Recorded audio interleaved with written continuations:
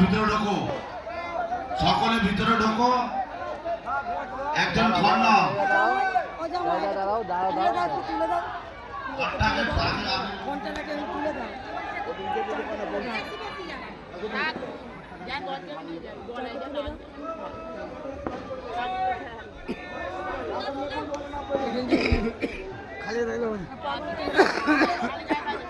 মেয়েগুলো সাইড দিয়ে একটু সরে যাও, ওদের যাতে অসুবিধা না হয়।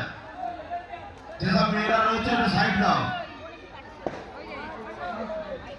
ঠাকুর কেউ জলে নিয়ে নামবে না, রেলিং এ ধারে দাঁড় করাবে, লোক যাবে তারপরে বিসর্জন হবে।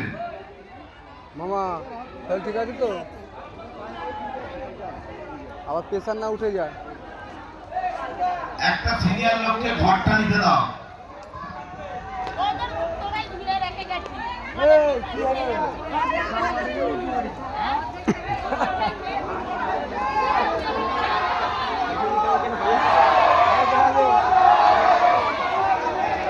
ছুটবি নি।